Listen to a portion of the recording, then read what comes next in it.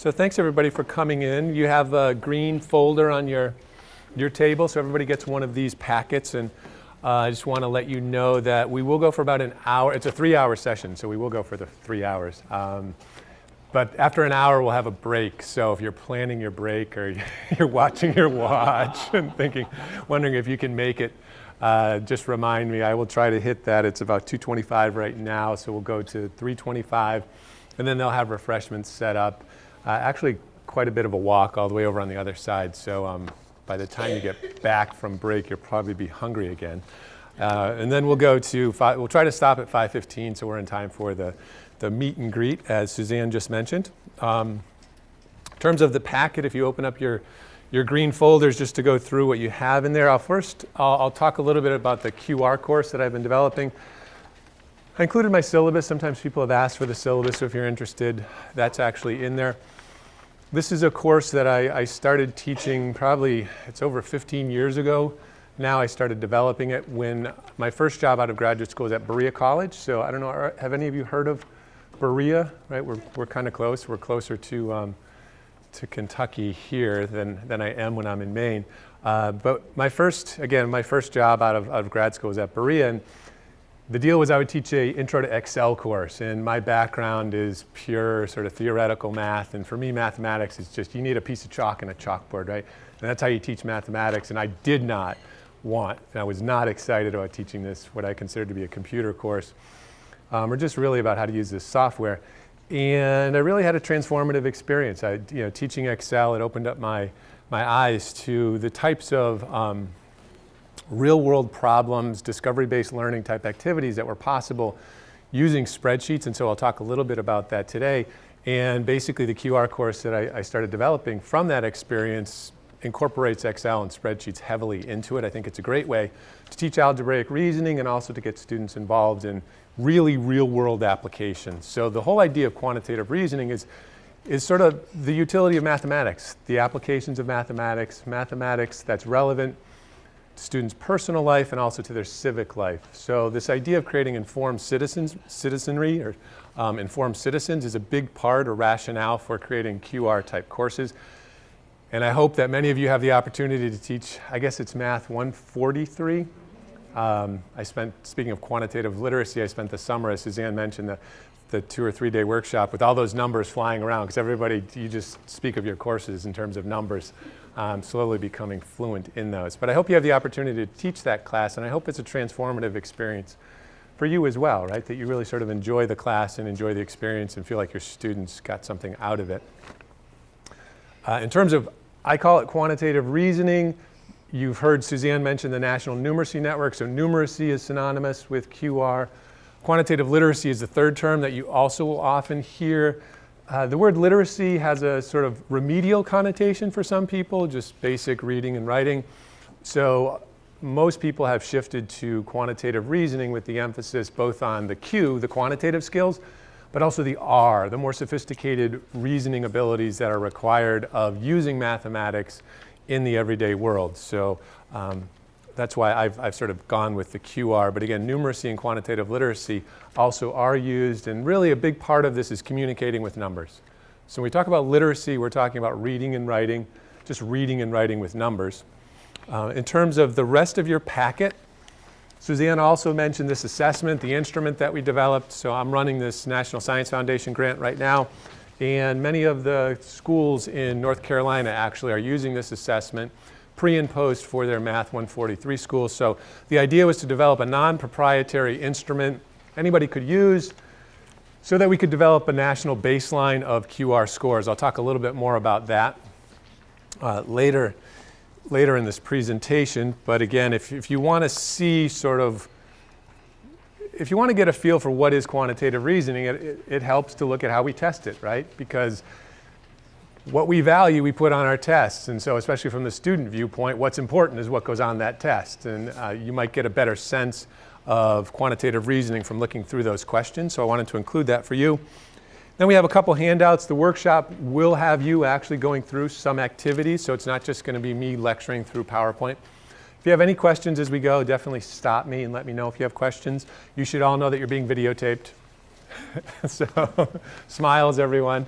And this is the after lunch crowd, so that's sort of a tough time slot. But you have to stay awake and look engaged and interested.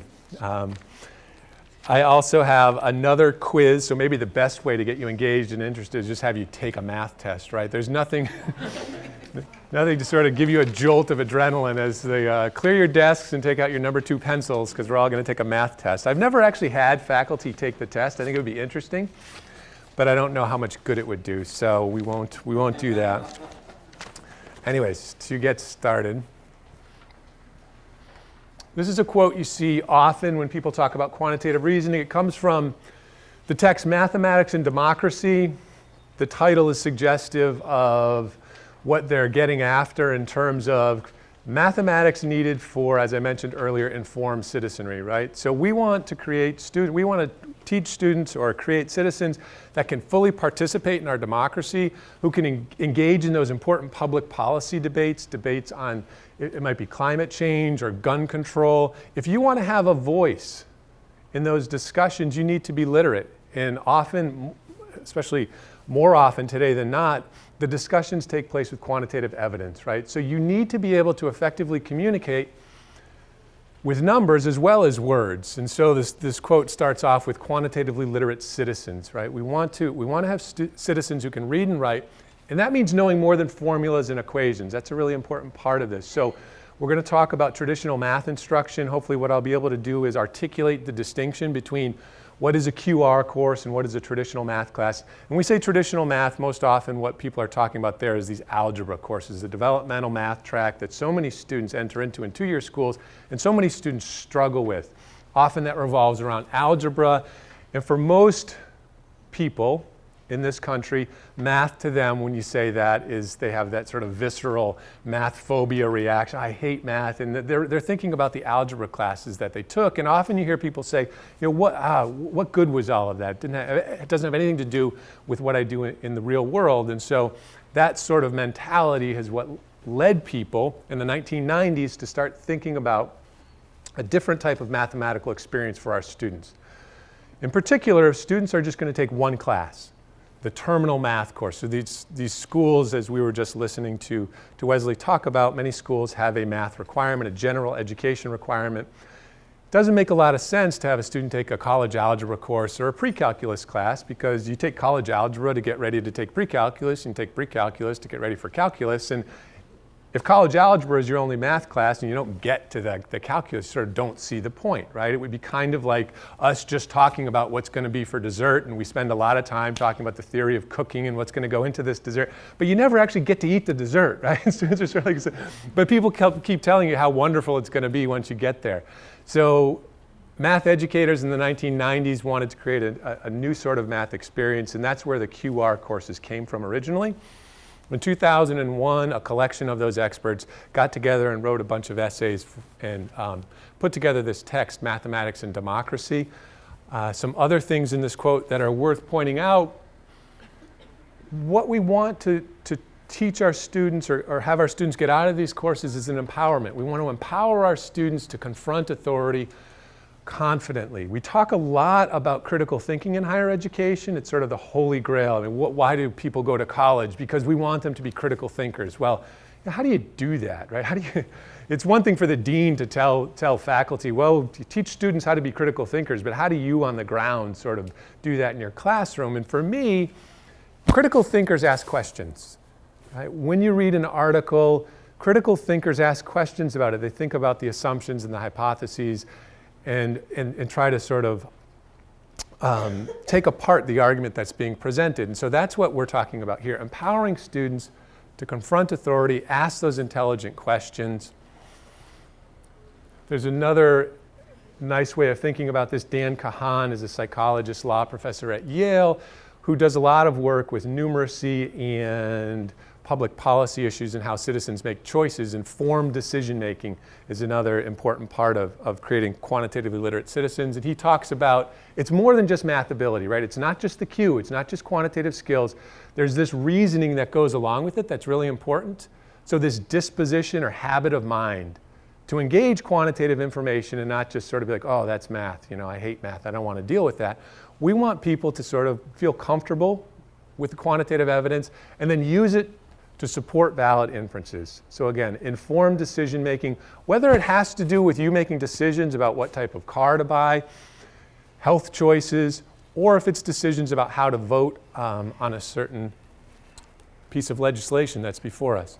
So in short, how do we create a QR curriculum? Notice I crossed off math because again, differentiating the traditional math curriculum from QR is important. We're not trying to replace the entire mathematics curriculum. Mathematics as a discipline is going to exist. I'm a mathematician. I love the field of mathematics. The traditional math courses are going to continue to be taught. What we're talking about is, again, a different mathematical experience for students when they're starting out, a different mathematical experience for all of those students who aren't going to go on to calculus and actually get to eat the dessert, right? And taste the cake. I'm like, wow, that was good. People told me how great it was going to be, and I really enjoyed that. So in short, we want to teach our students how to think, that important critical thinking aspect of it. How do we do that? Which raises the question, is algebra necessary? So did any of you see this op-ed that appeared in the New York Times? This was a year and a half ago, 2012, Andrew Hacker. So only a couple of you have actually, it raised a lot of controversy in the math world, in part because Andrew Hacker is not a mathematician, he's a political scientist. And the title's very provocative, right? Because it almost makes you think that he's going to say no, especially when you start reading it and he talks about all the students struggling with algebra and all the problems that are caused by forcing or force-feeding all of this algebra into American students day in and day out. Okay, but what's interesting is actually the article, if you read it carefully, he's making an appeal for what I was just talking about. He's saying he's not talking about those fundamental quantitative skills critical for informed citizenship. Again, what we were just discussing. He's not criticizing that. What he is criticizing are all those textbook formulas, just the very procedural, algorithmic approach to mathematics where students are just memorizing a procedure. They're looking at how to solve this problem and kind of writing it down as they go. That doesn't require them to think. So that's what he was being critical of in that article. And we'll come back to that a little bit later. But for now, let's take a look at all those high school students that he's talking about who are struggling with algebra. So in 2001, a little over 4 million students walked through the doors of American high schools. That's the cohort of 9th graders in 2001, 4,012,700 students. 4 years later, a little less than 70% of those students actually graduated. So again, this is a problem in this country. We have a very low high school graduation rate. These percentages are all percentages of the original cohort. So only 70% actually graduated from high school. Less than half of that original cohort of 9th graders had plans to go to college. And only a third of that original cohort actually had the skills to attend college. So think about the mathematical experience of those students, right? Those 4 million students are going to high school. They're taking math classes, and what's the point of all those math classes? Why are they taking all that algebra and trig and geometry? The whole point of it is to get them to take pre-calculus. Why do you want to take pre-calculus? Because you want them to take calculus. And why do we want them to take calculus? Because we want them to be STEM majors, right? These critical fields, science, technology, engineering, and mathematics, the critical drivers for our economy. It's where the job growth is. Okay, if you really want good jobs these days, it helps to have a background in science, technology, engineering, or mathematics. Well, only 7% of that original cohort, 2 years after they entered college, were actually majoring in STEM fields. And then 6 years after those students, this is 2011, a 6-year graduation rate, only 4% of that original cohort actually went on to get a STEM degree. So we talk a lot lately about income inequality and the 99% versus the 1%. Well, we should be, as math educators, talk about the 96%, right? Like, hey, what about me? What about the math experience for me? Because everything that we do in high school is aimed at these students, right? This 4%. And the whole idea is, it is important. We want to get more of those students. But look, this isn't a pipeline, right? This is a trickle. And the reality is, when you look at the statistics, the percentage of students enrolling in these fields is declining. It's not increasing. as the number of jobs available is increasing, right? We have a huge disconnect in our education system in terms of we want more students here, but we're doing a really bad job of getting students into those fields. And along the way, we're doing some damage, right? We're creating a society of people who are math phobic, math anxiety, okay, who don't think math is actually relevant or interesting, okay? 87% of adults in this country cannot read or write. Fundamentally illiterate. They cannot read or write with numbers.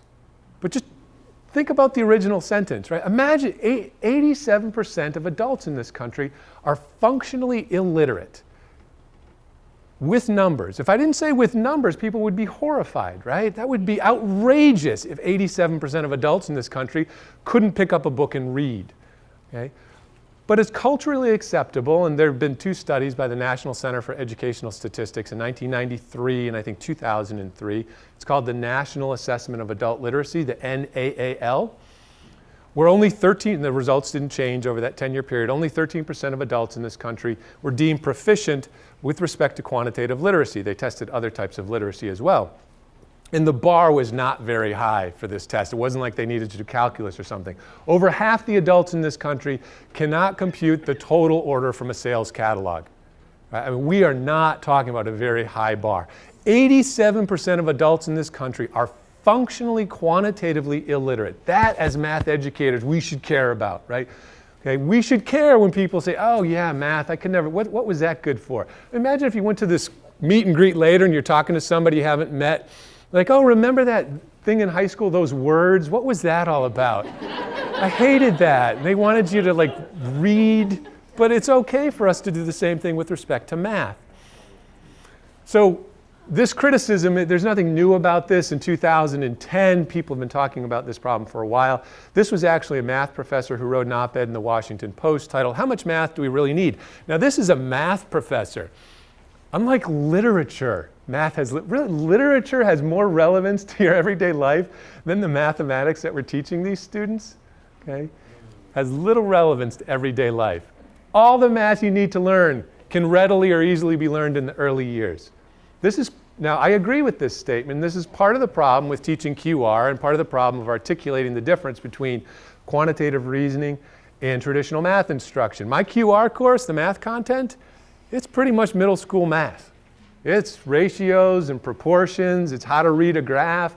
Proportional reasoning is incredibly subtle but incredibly important. And so one of the phrases you might want to leave here with and go back to your home institutions with is that QR is about sophisticated reasoning using elementary mathematics.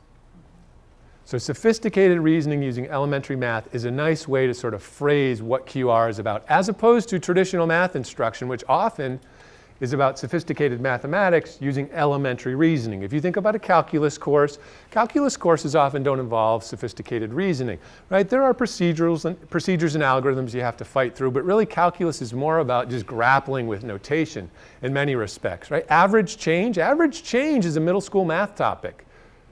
Students can handle that in 7th and 8th grade, so they can handle calculus, right? It's just we start putting this abstract formalism on top of what average change is, how we represent it, it becomes very difficult.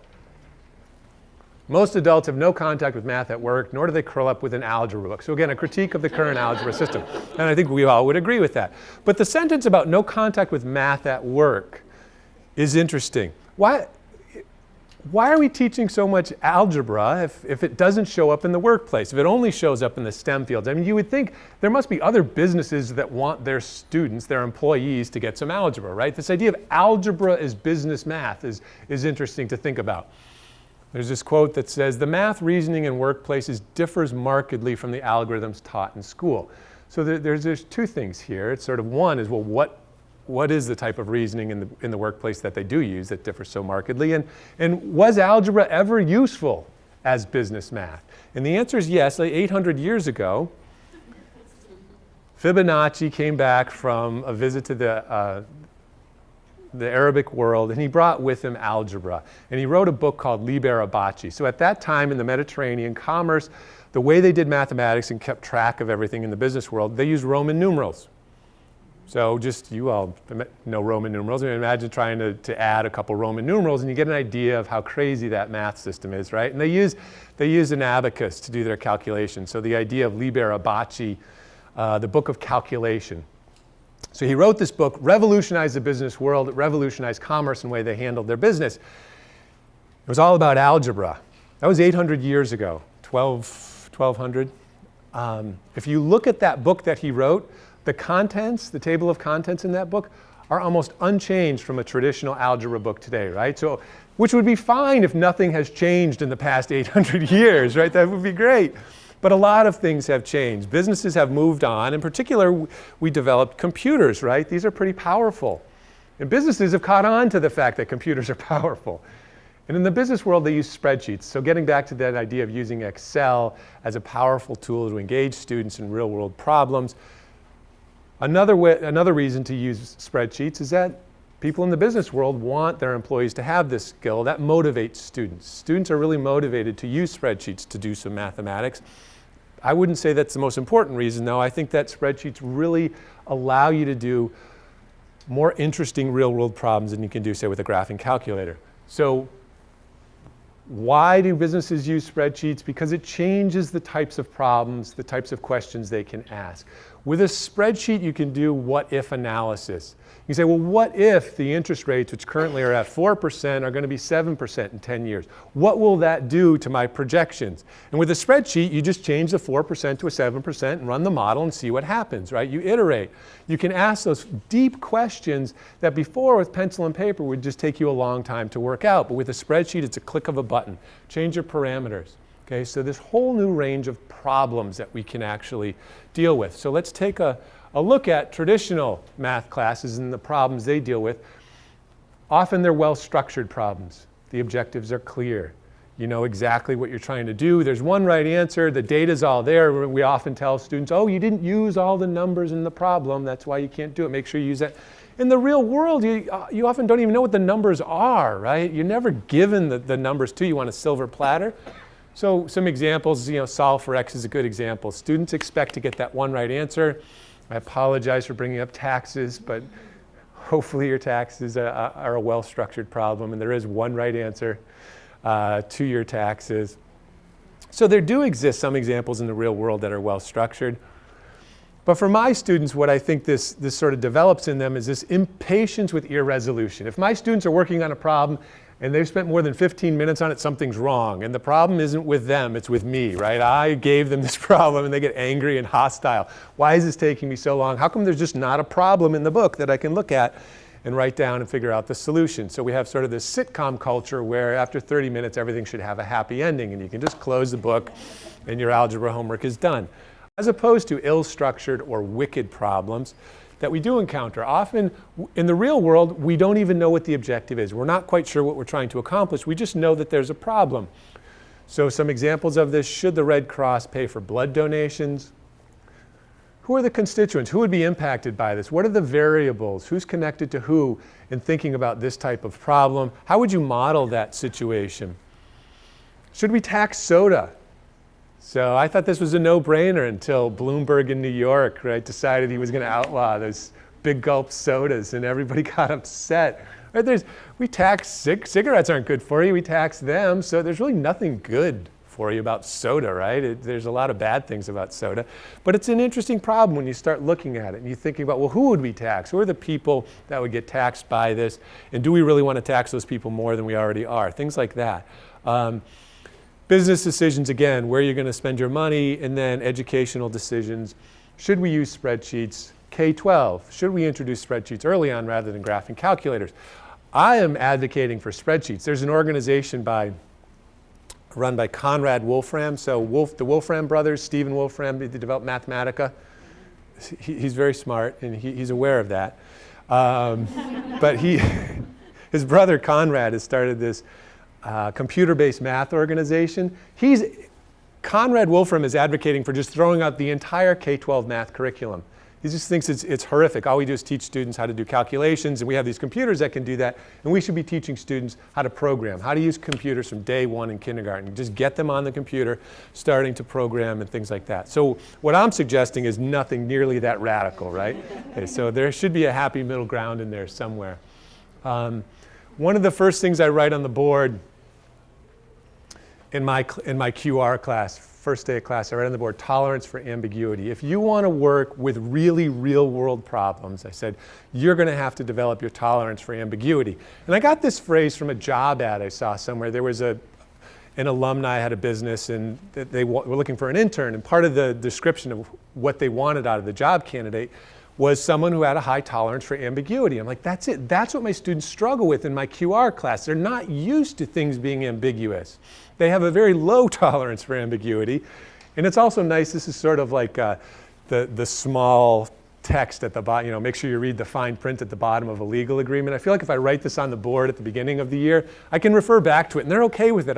If they get angry and they say, oh, I can't do, why are you giving us this hard problem? I say, well, I'm trying to, get you to have a higher tolerance for ambiguity. And they're like, oh, yeah, you're right, good. That's good. I want to do I want that high tolerance. So ill-structured problems are explored. We make assumptions. You formulate hypotheses.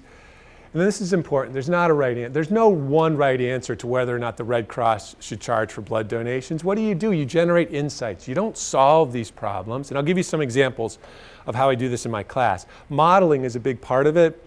So you frame the problem, you think about these influence diagrams, what are the relationships between the variables in the problem. You then build a model, and often you use spreadsheets to build that model. Talk about sensitivity, which parameters are sensitive to which other parameters, changing this, what does that do to my outcome variable. Generate your insights and then you iterate, right? Then you do it again. Once you've figured out what's of interest, you change some things and you tweak it. So, going back to Hacker's article about is algebra necessary, this is interesting. A couple months after his op-ed piece came out, there was a response by a mathematician. So N ways to apply algebra is very clever, right? Sort of a math joke. And this is why algebra is so important. This is the mathematician's response to yes, algebra is necessary, and here's why.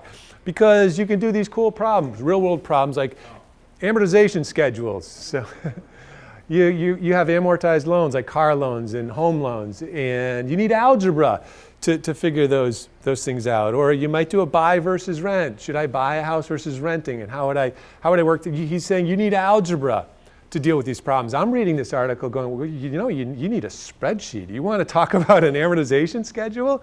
You're going to have your students do that with a spreadsheet, right?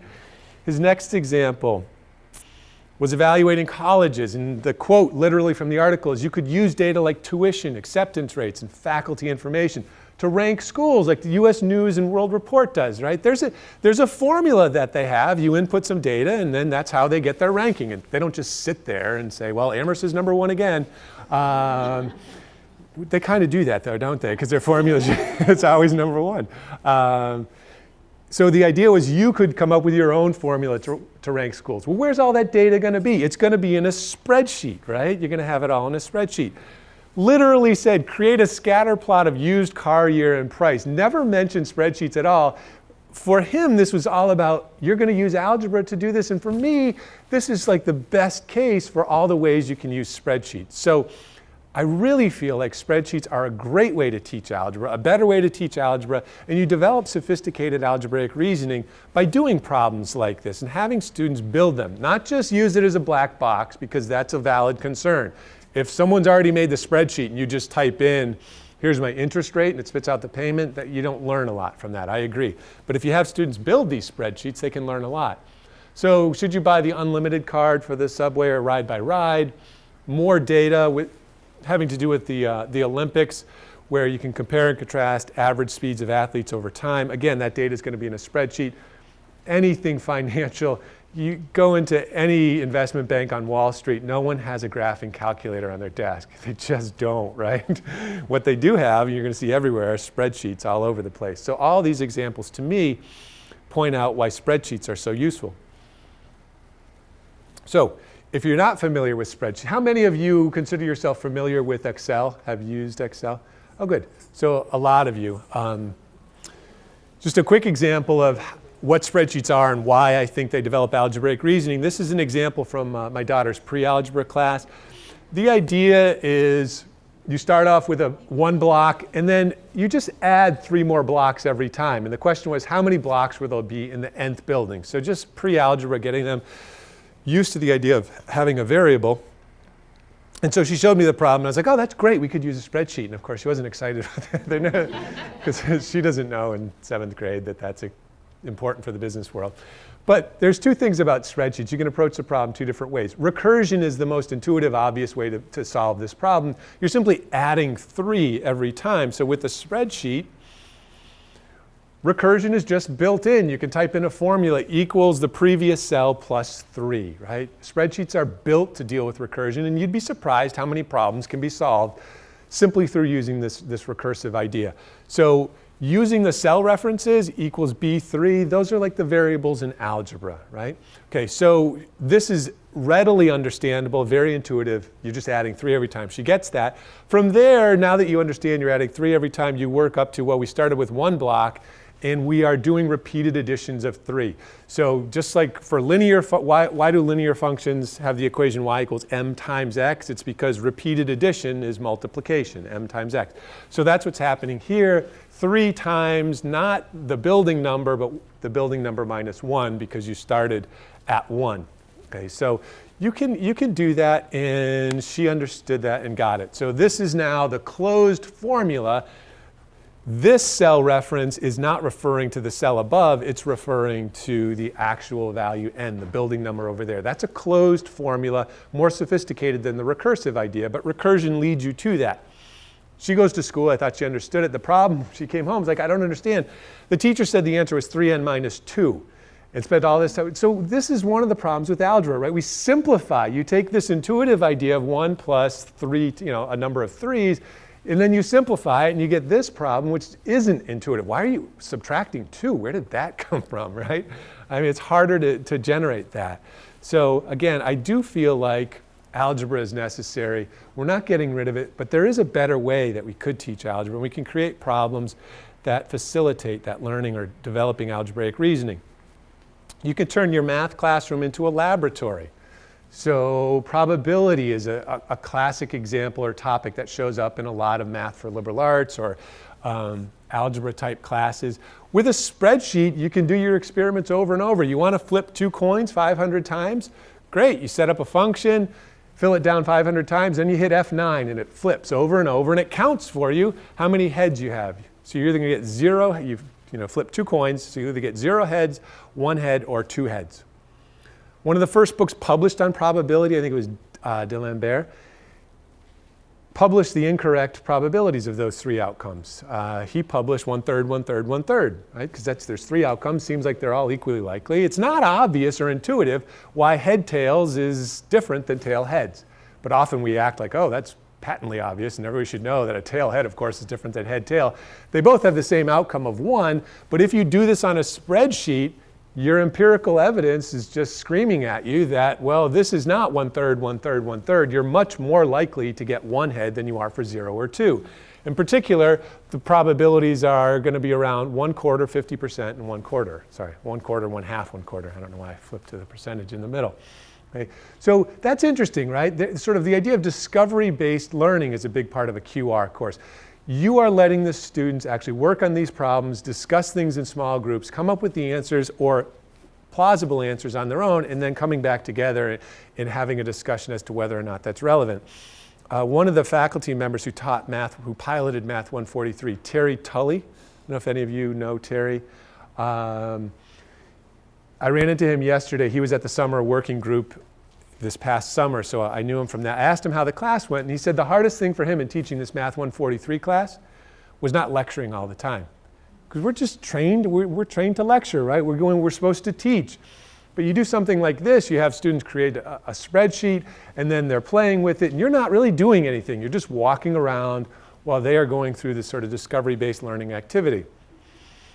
I don't go to the full extreme. I'm not advocating that this is sort of constructivist and they have to construct their own meaning. I think we still need to lecture. So again, I would bring them back together and then I'd lecture a little bit. You can ask interesting things and lead into statistics. So this number right here, the number of one-heads, if the probability out of 500 flips is 1/2, we would expect that to hover around 250. It's going to be above 250, below 250.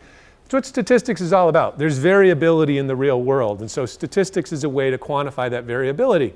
So then you ask a question like, is it possible for this number to ever be below 200? Sure. Possible. Anything's possible. What's that? If it's a loaded coin. How possible?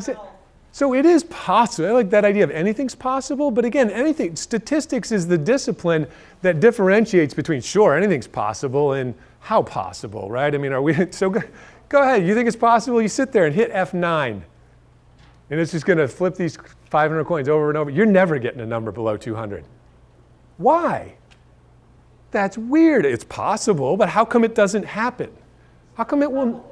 It's not probable. How probable is it? And so now you start getting into the idea of quantifying the variability, right? The idea that, okay, so this is sort of, if you want to get technical, a binomial distribution. The mean is 250. But if you're just thinking of a normal distribution, what percentage of your data values lie within 2 standard deviations of the mean? 95%. So 95% rule. That is a good statistical literacy fact students should walk out of a QR course with. They should know something about standard deviations. They should know the 95% rule. In a normal distribution, how many standard deviations away can you get from the mean? Rough 3, right? The whole idea of 6 sigma. People there in industry, there are people called 6 sigma black belts. So you can get a black belt, you'll be a 6 sigma black belt, and you work on quality control, reducing the number of errors to outside the 3 standard deviations on either side. So what's the standard deviation for this distribution? It's 11. So 250 minus 3 times 11, that would be 250 minus 217. That's why you're never going to get below, you're never even going to get into the 200 and teens, because that's already outside of the 3 standard deviations for this distribution. That's an interesting lead-in. That's the sort of thing that we want to have students, they're not discovering the 95% rule, but they're being engaged in the process, and they're asking the question, why doesn't that happen? As opposed to you just telling them, oh, in a normal distribution, nothing's going to be outside of 3 standard deviations, and it's time to move on. Ratio and proportion. So I have a currency conversion exercise where students have to, again, they create this worksheet. They aren't just giving it to them, where they enter, if the ratio of dollars to euros is 4:3, and you have $100, how many euros will there be? That's an arithmetic problem, right? They just set up a proportion. So that's the one thing the American math system does very well, is teach students how to set up a proportion and cross multiply. I've never met a college student who A, couldn't do that, and B, didn't love it. Yes, just X, and I'm going to cross, and and I'll solve for it. There's some algebra going on there. But that's a different problem than saying, okay, go ahead and create a spreadsheet that allows you to enter any amount of dollars or euros or yen, and then we'll output the other 2. All of a sudden, you now need to know the relationship between your variables. What is the formula I would enter for euros based on that input of dollars? Okay, and so the formula, because of the 4:3 ratio, euros E, it's either going to be equal to 4/3 times D or 3/4 times D. And in my class, this is like a coin toss. I have a lot of questions in my QR class where there are 2 possible outcomes. I let the students vote. Half of them vote for one, half of them vote for the other one, right? I mean, this is middle school math, but it's subtle. It's hard to wrap your head around some of these problems, and you'll have a couple on the handouts, trying to figure out which of these it is, okay? And then that leads into the idea of canceling units and how to think about which one is correct. So that's actually a nice problem. If you really want to do some graphing, like you can graph a quadratic. I have never come up with the actual good application for quadratics. So quadratics tend to not show up in quantitative reasoning courses. We do linear modeling, we do exponential modeling. But if you really want to, what's nice about a spreadsheet, I can put in slider bars for my parameters for the quadratic, ax squared plus bx plus c, and I can move the parameter a, and as I move the parameter a, I can see what happens to the graph. I know what happens when I move c. C is the thing that moves it up or down. That's a harder question to think. What happens if you move b? What does that do to the graph? It's in real time. You don't have to flip between the screens on your graphing calculator. Oh, change this, then I got to go over to the graphing screen. Okay, so again, spreadsheets are a nice way even to do traditional algebra type questions. And then here's a modeling example that I was alluding to earlier in terms of ill-structured problems. So the problem I give my students is, should you buy a Ford Focus or a Prius? And someone pointed out earlier that the Prius doesn't cost as much anymore, so I need to change the price. But in the example as given, let's just take the data that we're given to work with. The Focus costs $20,000, the Prius costs $33,000. Why would you spend more on the Prius besides the fact that it's cool and all your friends have one? Like, why would you spend so much more money on a Prius? Because you're going to save money, right, on gas. And so, again, we talked about, yeah, sure, it's likely that you could get, it's possible, it's not likely, it's possible you could get under 200. But how possible? Yeah, you're going to save money on gas, but does that justify buying the Prius? For a lot of people, it does, right? They're just, well, you'll save money on gas, so it's okay. But really, how much money are you going to save on gas? How long will it take you to recoup that $13,000 extra money you spent? So that's the outcome variable. This is a good example of an ill-structured problem. You just give them that. Go ahead. Tell them, model the problem, right? There's no spreadsheet. It's a blank spreadsheet. It's like looking at a blank piece of paper. Go ahead and model that problem. How would you figure that out? Should you or should you not buy?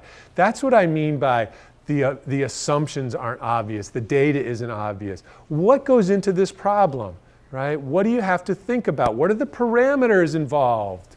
So some things you have data on. You actually have the miles per gallon for both the Focus and the Prius. I make my students flip from MPG to gallons per 100 miles. In Europe, they're talking about, instead of listing MPG for vehicles, listing gallons per 100 miles. Because if you want to know how much gas you're going to use, say you're going on a trip that's 500 miles, it's much easier to know that, oh, well, I get 2 gallons per 100 miles. So if I go 500 miles, I'm going to use 10 gallons of gas, right?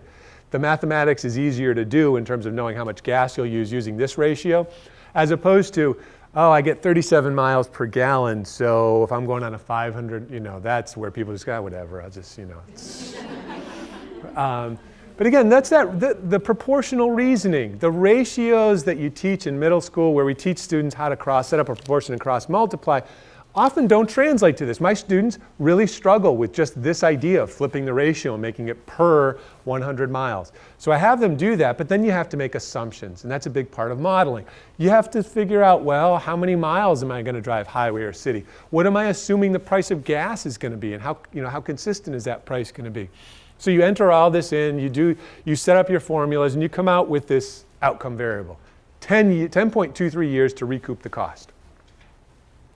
Okay, so that helps you solve the problem, but you could have probably done that on with pencil and paper, right? So what makes spreadsheets powerful is a what-if analysis. The idea of, okay, so which of these assumptions, which of these parameters has the biggest impact on my outcome variable? In other words, if I was going to tweak something, what would be the most important thing to tweak that would maybe get this years to recoup as low as possible? Which of these should I focus on? Should I try to drive less miles city, less miles highway? Is it the cost per gallon? Is that really what is driving how long it takes? So which of these variables, which of those parameters is the most important one that we should focus on? That's a harder question, right? It's almost impossible. I'm asking you. I don't know if people want to shout it out just so you have the glory of getting the answer correct. I mean, if somebody's buying the car, they are buying the car to drive. So how can they restrict themselves that only these many miles I'm going to drive in the city and only these many miles I'm going to drive on the highway? So that question is kind of not so relevant. Yeah. So you're bringing up, now what's interesting is, that wasn't the question is asked was very academic, right, within the parameters. And what happens in a QR class is then nothing goes according to script, right? People start saying, well, look, that's not relevant. It's how many, I can't tell you how many miles. But the point is, if you want to model this, if you want to quantify whether or not you should buy the Prius versus buying the Focus, you need to make an assumption like that. Now, maybe none of these assumptions are relevant at all, because what's the single most important parameter when you go to buy a car? Is it safe to drive? Well, safety, but really for you, when you go to buy a car, what's the driver? You want to price in terms of how much can you afford per month, right? So maybe, and that's what students start talking about. Well, I don't know, I can only afford like $250 a month. And then that's a good conversation to have. When you go into the auto dealership, the first thing they're going to ask you is, how much can you afford per month? You don't answer the question. Because if you say $250, it's going to be weird. They'll come back to you and they'll hit $250, right? That's right. Good news, we got you in that F-150 four-door with all souped up for $250 a month, and you said you could afford that. You're like, yeah, I guess I did. What they don't tell you is it's an 10% interest rate for 12 years, and the years now are. It used to be 5 years was really long. Now 7 years tends to be the norm when people are taking out car loans. Okay, so you don't want to ever tell them what you can afford per month. You tell them what interest rate you want. So how much can you afford per month? I'd like 4%. Just they don't know what to do with that, right? So that's good. So there are going to be, the conversations you spark in class sometimes are going to take you in different directions. That can either be incredibly liberating or it can be incredibly terrifying because you're no longer the expert in these domains, right? So you got to roll with it. You got to sort of be open to that idea of, oh, this is interesting. And then you find things you're interested in and create examples that hopefully will be in an area that you're going to be comfortable leading a conversation in or about. So the question is asked again was, well, which of those parameters, we had to make an assumption about how far we're going to drive. We have to make an assumption about what gas will cost if I want to create a model. And again, all we're trying to do is generate insight. And you can tweak your model. Well, 12,000, that was silly, right? What if I change the miles I drive in the city? How will that change the years to recoup? Okay, what will that do? And so you can create one of these tornado charts. Sensitivity measures. So the single biggest driver of that outcome variable is the cost of the Prius. What I've done here is increase or decrease every parameter by 25%. So if I increase the cost of the Prius by 25%, that takes me from 10 years up to 16 years to recoup. And if I decrease the cost of the Prius by 25%, so if the cost of the Prius really has dropped by 25%, now it's only going to take me about 3.5 years to recoup that cost. So the cost of the Prius is the biggest one. That might have been obvious. What's not so obvious was miles per gallon city. Now MPG city is referring to the miles per gallon for the Ford Focus, not the Prius. That's the second biggest factor in terms of that outcome variable. That's not obvious at all. So maybe if you're thinking hard about this and what you want to do is look for a cheaper car that gets better city mileage, right? Instead of the Focus, maybe there's somebody else that gets like 28 miles per gallon city. That's the same cost. That has a big impact in terms of reducing the years to recoup your cost. Okay, this is the what-if analysis. You can ask different questions, harder questions. That's why businesses are using spreadsheets. That's why modeling is so powerful. These are ill-structured problems, right? So is algebra necessary? Absolutely. Again, I'm a mathematician, and algebra is a very sophisticated formal language we've constructed to describe situations in the real world, but we've gotten almost too carried away, I think, with it. We just teach the language for the language itself and have forgotten about the utility. And we'll do some examples a little later where hopefully I'll use algebra and show you that I do appreciate it. Just a couple more examples before we take our break. So the class isn't just about modeling and ratios and proportions. I also talk about quantitative literacy. We read an article every week from the New York Times. And this table was in the book by Joel Best. I have them read Joel Best's Damn Lies in Statistics. And it has to do with black and white victimization and arrest rates. I don't know if... Okay, so I'm focusing on this number right here. And one of the things I often ask my students to do is use a number in a sentence. In a QR class, it's not about just getting a number, but it's about using that number in a sentence. So this number was given to us in a table. What's interesting is most people think, oh yeah, I get it. They read an article and they just glance over the table. When you ask people to really tell you what a number means in a table, you'd be surprised how few people can give you the correct answer. Okay, so what we have, again, are victimization rates and arrest rates. And notice, in terms of people who are victimized by crime, 82% of crime victims in 1997 were white, 15% were black. That pretty much breaks down with the demographics of our population. About 82% population is white, about 13% is black. So it's not like whites are being targeted for crime more than blacks or anything like that. But when you look at the arrest rates, that's incredibly disproportionate, right? This is what sociologists focus on and say, whoa, there's something going on here. Those numbers are telling us a story. They're not telling us a story. They're telling us there is a story. There is something going on there. What is going on? So I want my students just to get that sense of, oh, this is a lot different than that. And what does one of these numbers mean? And I get these crazy sentences from students, that are like, whoa, 41% of blacks were arrested in 1997, which means blah, blah. It's like, really? 41% of blacks were arrested for violent crimes? So 56% of white people were arrested for violent crimes in 1997? Like, yeah, it's a violent time in our society. It's really...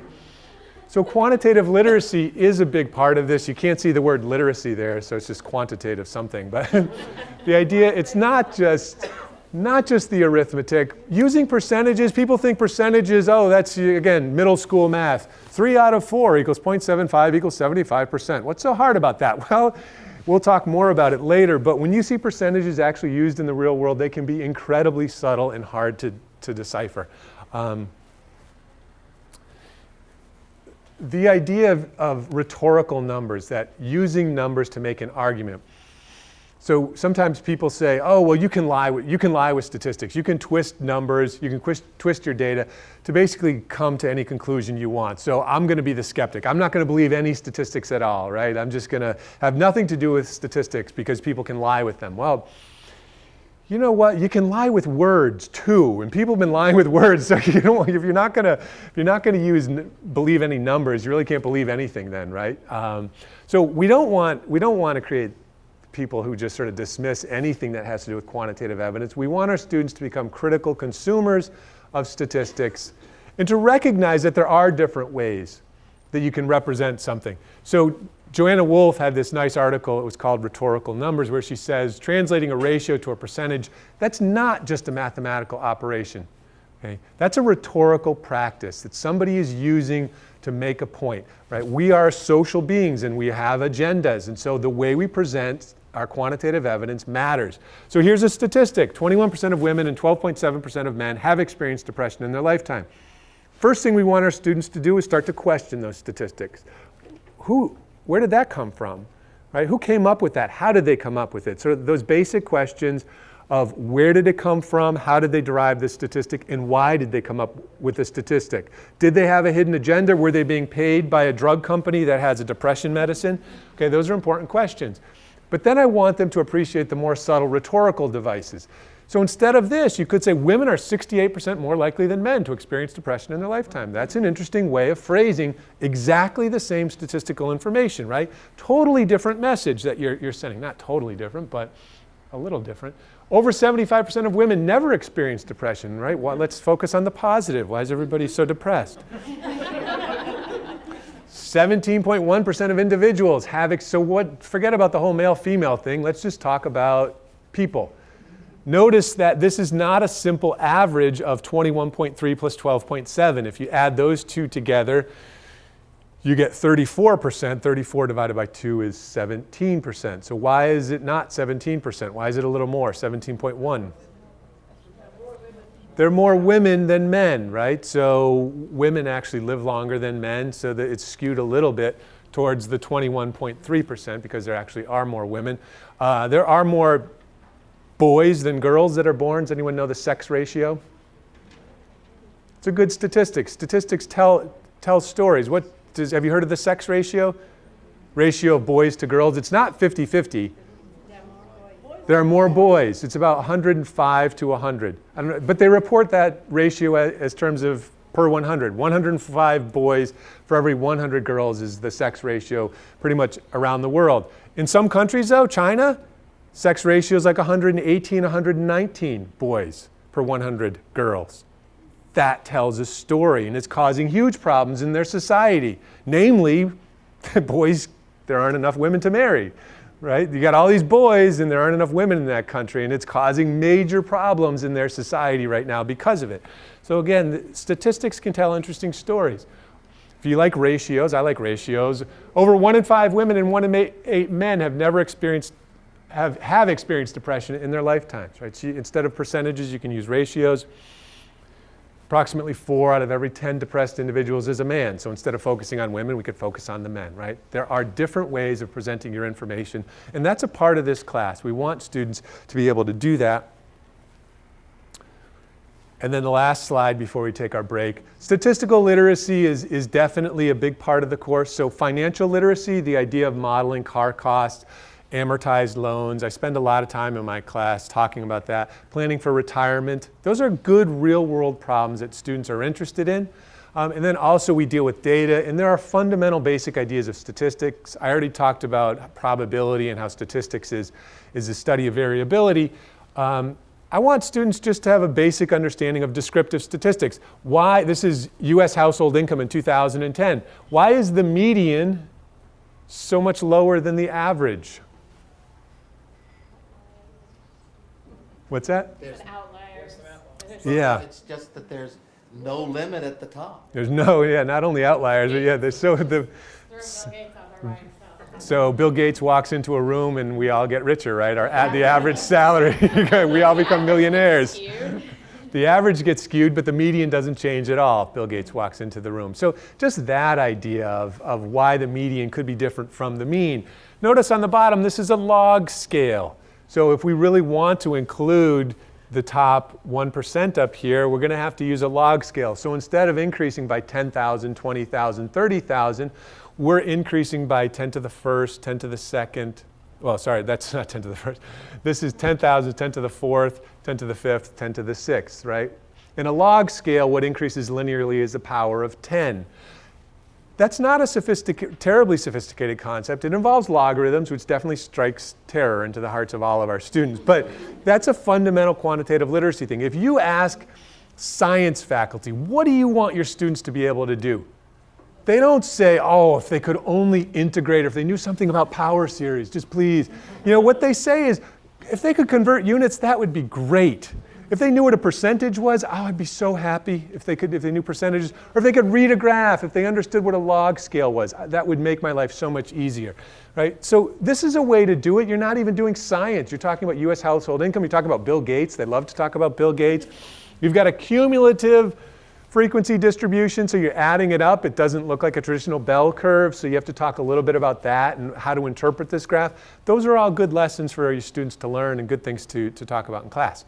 So we will stop here. We'll take our break and come back, and I promise we'll have some more you'll have a worksheet to do in this next piece. So I want to talk about the quantitative literacy and reasoning assessment that was in your packet. So this is the assessment instrument that we created as part of our National Science Foundation grant.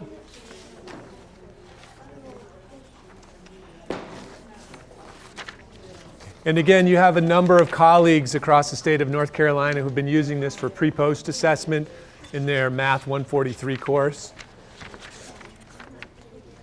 So it definitely, as I said earlier, it gives you an idea of what we test for in a QR course, and sometimes that's more valuable or instructive than me talking about different sorts of examples.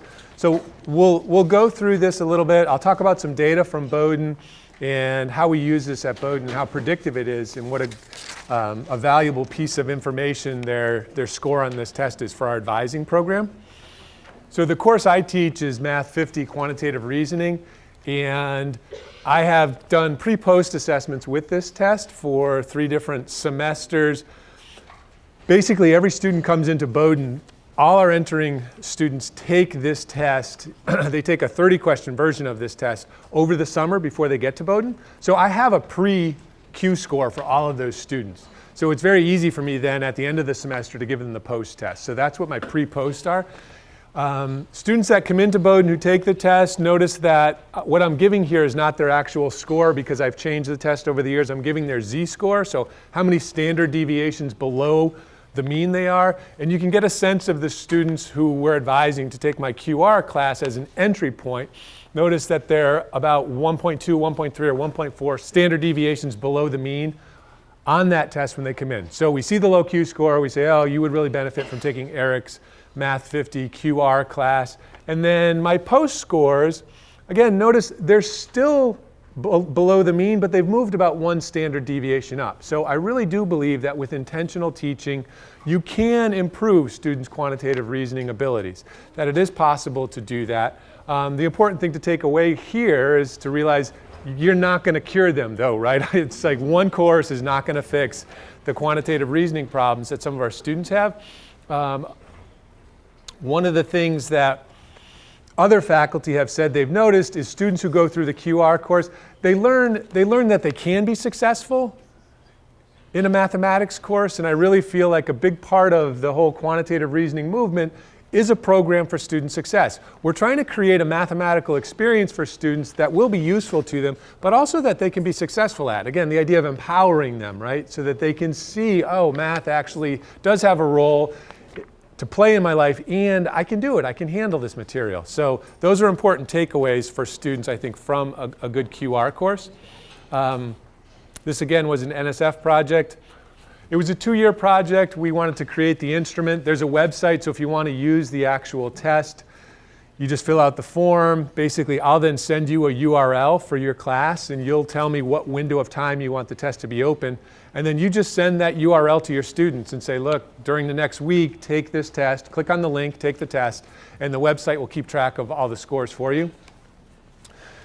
A big part of the program, why we wanted to do this, was so that we would have a national baseline of QR scores. So when you give a test like this, you can compare it to national norms. There are a lot of schools doing localized versions of this, and so we essentially synthesized some of those efforts because schools would give their students a test, but they had no idea if getting a 60 on this test was good or not, right? Because they had nobody to compare it to. So we were working with Bowdoin, Colby Sawyer, and Wellesley.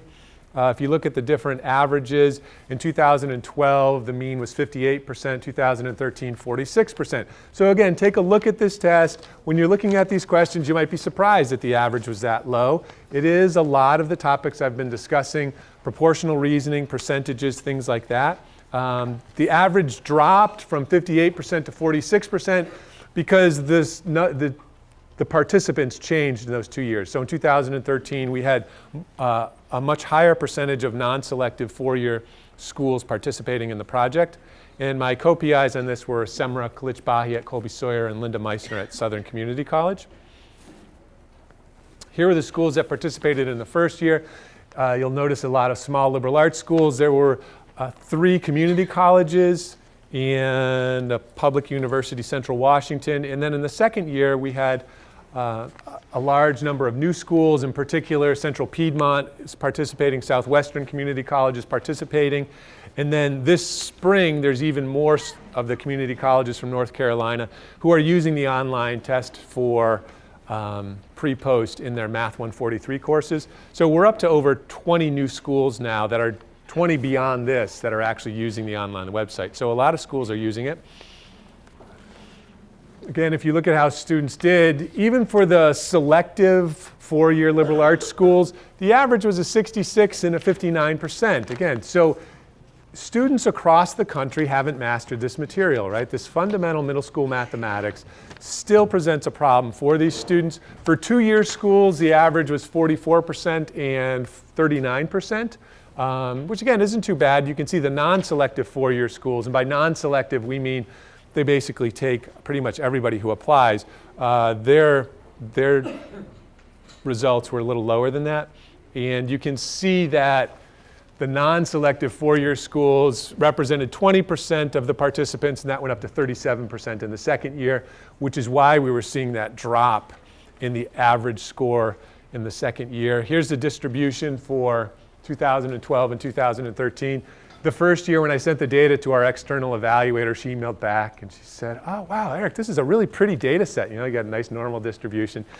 I felt like such a proud parent, you know, because we made up this test and there's really no ceiling or floor effects. You know, it's not like students at the selective 4-year schools are all getting 100. It's not like the non-selective 4-year schools, all the students are just bottoming out and can't do anything. Okay, so we really think it does discriminate pretty well. It's picking up on something. We feel it's measuring this construct of quantitative reasoning. I'll talk a little bit more about that. And again, notice the shift in the second year, which is great. This points towards the validity or reliability of the test, that as we had more non-selected schools participating, we would want the average to go down a little bit. So again, that was all good news for us. I'm going to talk a little bit about data we have now from Bowdoin and some of the statistical analyses I ran as to how this correlates to overall academic performance. So 13 of the questions on this were identical to the Bowdoin test. The Bowdoin test is 30 questions. And you can see the correlation here. Those 13 questions correlate at 0.959 with the total score. So in a sense, I can use those 13 questions as a proxy for how students do on this 20-question test.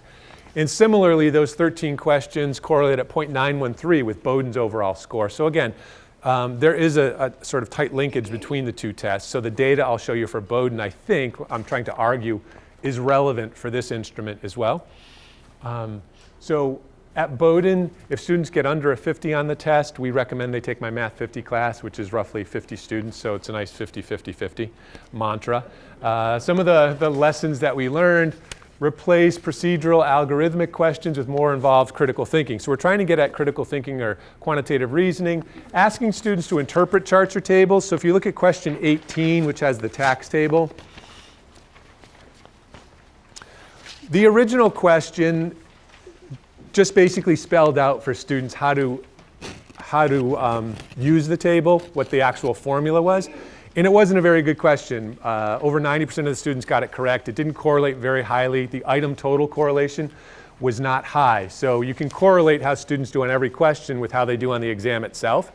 And again, it wasn't a good question for us. But instead of spelling out that formula, we put in the table and just asked students to use the table. And all of a sudden, this became one of our best questions on the test. So a simple switch like that, forcing students to actually work through reading this table, turned it into a really good question which discriminated overall with students' quantitative reasoning ability. So focusing on quantitative literacy, I've mentioned how I asked students to use numbers in sentences. If you look at question, it's number 15, has to do with dependency ratios. So countries will compare the working age population to children and elderly, and they call those dependency ratios. And so in the United States, I gave them one of the dependency ratios for 2010 and then simply asked, okay, so use that number 59.08 in a sentence. Again, one of our best questions on the test in terms of the item total correlation. This is a really good predictor of how a student will do overall, whether or not they get this question correct or not. So using those numbers in sentences always is good. And then we threw out the traditional logic questions, like there's an island of liars and 50% of the people tell the truth, 50% lies. So those sort of silly contrived logic examples. And if you look at one of the last questions on the test, actually it is the last question, number 30, there's a question about the gender discrimination in terms of pay. So that's a good quantitative reasoning topic you might want to talk about in your class. Why are women paid so much less than men? And there's a lot of data on that, a lot of good articles on that. And so the question is, what's a plausible explanation for related to this phenomenon? Okay, and again, that turns out to be a great question in terms of item total correlation. So we made those changes and we're pleased with the results. At Bowdoin, this test is one of our best predictors of cumulative GPA overall. So it correlates at 0.39 with cumulative GPA, and as you would expect, it correlates a little higher with math GPA. So MCSR stands for mathematical, computational, or statistical reasoning. It's unfortunate that we couldn't just use QR, I know. But anyways, with the math GPA, it correlates at 0.48. So again, that's impressive. Think about that. At Bowdoin, we use a 30-question version of this test, but 30 multiple choice questions are single best predictor of academic performance out of all of the data that we collect on these students. It's strongly correlated also with first-year GPA, so it's an important part of our advising program, correlates at 0.48. So how a student does on this test, they take it over the summer before they come to Bowdoin, is a big part then of how we place students or advise students into courses using that information. And we also, those are just simple bivariate correlations. We also did a multivariate regression model on this. So we wanted to control for other factors, right? So if we control, say, for math SAT scores and verbal SAT scores, what impact will the Q-score have on, say, cumulative GPA? And here are the coefficients that we got just related to math and verbal SAT and Q-score. And what I want to point out about this, so again, these coefficients are for the multivariate model where we're controlling for about 23 different variables in the model. Notice that the coefficient for verbal SAT, when we control for everything else, is a little higher in terms of predicting cumulative GPA than the Q-score, but both of those are much higher than math SAT. So Q-score is just right behind the verbal SAT in terms of predicting cumulative GPA in this multivariate model. If we talk about predicting math GPA, now the math SAT becomes the most significant coefficient, right, at 0.17. But again, the Q-score is right behind it at 0.1599. And now verbal SAT is just off the chart, right? In terms of predicting math GPA, the verbal SAT has basically no impact whatsoever. So what's interesting about this, and I don't want to spend too much time on it, is just that Q-score is related on both of these, right? It seems to be measuring the Q, the quantitative skills, but also the R, the reasoning ability. So again, we do feel confident or comfortable that this is measuring this QR construct in some sense, however you want to define it, and I won't talk about that. But I do want to mention this last slide before we do our first activity, so you'll be able to work on one of the worksheets together. At a lot of the schools I go to and at Bowdoin, everybody has the same problem. We're all trying to diversify our student bodies, and by diversity we mean socioeconomic diversity. So we get underprepared students that are coming through the door, and I know you at your schools also, you have underprepared students. So for me, what I really love about this graph is that underprepared, what I'm seeing is that means sort of two things. They have low QR skills, so they take this test and they don't do too well on it, or they might have weak foundational knowledge in the different disciplines. Okay. But notice that IQ isn't on this chart, right? This is not in other words, they're underprepared, not because they're not smart enough to be there, it's just because whatever their background was, whatever high school they went to, just didn't prepare them as well as some of the other students who are coming into Bowdoin, right? And so if they take a quantitative reasoning course, like I showed you how I was able to move those students up about 1 standard deviation, with intentional teaching, it is possible to move these underprepared students up on this axis. You can improve their QR skills. And then similarly, again, with intentional teaching, if you get faculty on board, faculty can improve students' foundational knowledge in the math and science courses. So you can move these students from being underprepared to being successful students. And we do see that it's just a matter of sort of identifying who the students are, identifying what their weaknesses are, and then advising them and getting faculty on board in terms of teaching classes. So we have students who definitely take my QR class as an entry point. I've talked a lot about those students. There's this idea of QR as a foundation for calculus and social science. Students do go on and take calculus after this quantitative reasoning class. That's another conversation that you're going to be having with your colleagues. Oh, but if a student takes the QR course, but then they decide later they want to go into science, they won't be able to take a calculus course. I really feel like a good QR course that does linear and exponential modeling can serve as a pre-calculus course, and those students will be able to move on. I also have students that take this class as an exit point. So more recently, I've had students who are going to medical school or who have a job on Wall Street, and they'll come talk to me and say, oh, Professor Gaze, I took calculus as a first-year student. I'm going to medical school next year. I've heard about your class. You know, really, I don't think calculus is going to help me at all when I actually go to graduate school in medicine. But I would really like to learn how to work with data and know how to use spreadsheets better. And this idea of quantitative literacy, just understanding how to communicate effectively with numbers, I think that would be really important, right? The idea of just understanding dosages and false positives. So those students also take the class. So it's an interesting mix. I have these first-year students who come in who are sort of underprepared and a little frightened by it. And then they're sitting in there with some of our best students who have a job on Wall Street or who are going to medical school. And you might think, well, that's crazy, right? How can that's like oil and water, they can't mix. But it's such a powerful experience for those students who are using QR as an entry point. To be sitting next to somebody, having a conversation about whatever topic, whatever worksheet I'm handing out, and recognizing that that senior student doesn't know this stuff, right? It's not like QR is a remedial course, but that the applications of this mathematics are sophisticated, and they're sophisticated enough that these two types of students can have a meaningful conversation together. And it inspires those first-year students, right? It's no longer like, oh, geez, I got to take QR because I wasn't smart enough to get into calculus. It's like, oh, QR is a really valuable course in and of itself. And I think that is a powerful message to start having percolate through your culture at your institution.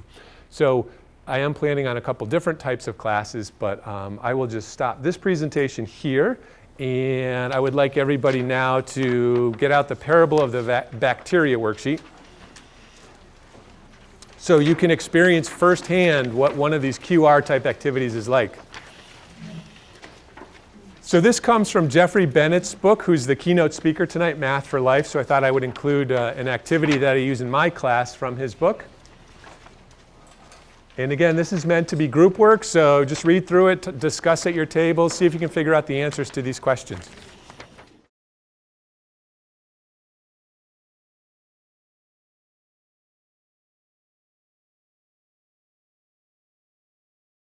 So that was a great exercise in terms of, I think all of you were really working hard on number 4, right? That was a tough problem. And yet think about the mathematics involved in number 4. That's middle school math, right? Scientific notation, units, volume. Again, I think I really wanted to give you this and let you spend time on it, because I think this captures the sophisticated reasoning using elementary mathematics, that your table's full of mathematicians, and yet even we struggle. I struggle with doing this as well. And what's interesting is the way we do it often requires, our solution requires sort of some crazy things we do. And then once you finally play with the problem a bit, you distill the essence of the solution, and you can boil it down to a really simple couple steps, which I'll show you in a second. Did you ever have a student who would decide that this bacteria would grow in, not out? Grow in? Inside of the earth. Oh, no. Did you? No. No. Students actually, can they do this? So I give this as a bonus. Number 4 is a bonus question, but we go over it. We go over unit conversion in class, but I would consider this to be a very difficult problem for them. But I also consider this accessible, right? When you show them the solution and you break it down for them, I think it's doable. But let's go through 1, 2, and 3. So let's do number 1 first. When was a bottle half full? This is 11:59. So 11:59 is the first one. And this is sort of one of those trick questions.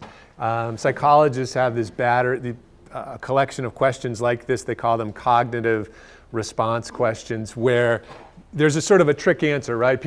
Your knee-jerk reaction is to say 11:30. You catch people who use just this rapid heuristic-based reasoning. Oh, it's half, so it must be 11:30. And these questions are trying to determine if students are using that, what psychologists call system 1, rapid thinking, versus system 2, which is more prolonged, systematic reasoning abilities. They call it system 2 thinking, and thinking through the problem and realizing, oh, if it's doubling every minute, then 1 minute before midnight it must have been half full. So 1 minute before midnight it was half full. So at 11:58 it was a quarter full. 11:57 it was 1/8 full. So you're here at a quarter, then you're down here at an eighth. And at 11:56 it's only 1/16 full, right? So question number 2 is saying the mathematically sophisticated bacterium at 11:56 recognizes what's going to happen and gets up on the soapbox and starts predicting the end of the world, right? Doom is near. We only have 4 minutes left. Does anybody listen to this bacterium? And so some people were saying, well, this is sort of a subjective question, right? But what I love about this question is then it leads into conversations about, so who are the mathematically sophisticated bacterium of today? Who's up on their soapbox saying the end is near, and everybody else is going, are you kidding me? For 56 minutes, we've only used up, look, I can't even draw it. I can't draw 1/16 on there. And now in 4 minutes, we're going to use up all of the other nutrients in the jar. That you're crazy. So who are those mathematically sophisticated bacterium today? What are they? The climate scientists, right? The climate scientists are standing up on their soapboxes and they're saying, look, last May we just crossed that critical threshold. CO2 in our atmosphere is now over, what was the threshold we passed? Does anybody know? The parts per million, we're over 400 parts per million now, right? And we're on a rocket ship to 600. So really there's no way that we're not going to hit 600 parts per million. Okay, and they're saying, look, we don't have much time left. I mean, the reality is there's a lot of CO2 up in the atmosphere. People tend to get in heated debates, this polarizing issue of who's causing all that CO2. But the reality is we're heading towards 600 parts per million CO2 in our atmosphere, and it's not going away naturally. Now they're talking about maybe we can create new technologies that could scrub it out of our atmosphere, I think. But that's the reality, and those are the sort of questions or lead-ins that I like to use with this. So we can start talking a little bit about climate change or climate science. And when I was doing this last summer, this made people uncomfortable. They're like, oh, I don't know if I want to have students get into heated debates in my class on these polarizing political issues. And I don't know how people in here feel about that and whether or not you would feel comfortable having discussions. Well, I've had discussions. Now, my superiors have not necessarily been so happy about it. But trying to help students understand that, you can feel one way, that's okay. Your feelings are one thing. But what about thinking? How about what does the data say? And I think that's a good way to approach these problems. It's sort of from an objective way. If we want to create informed citizens, they have to be able to engage in public discourse in a civilized way. And if we're not going to model that for them, really, then who is? And so if we can have just an objective conversation in our class about the data, or even question the data in class. Who do you believe? Do you believe that it's really going to 600 parts per million? Where does that data come from, and what does it mean? Like, for instance, why is CO2 so bad? What effect does it have on the Earth? But why? I mean, it's not...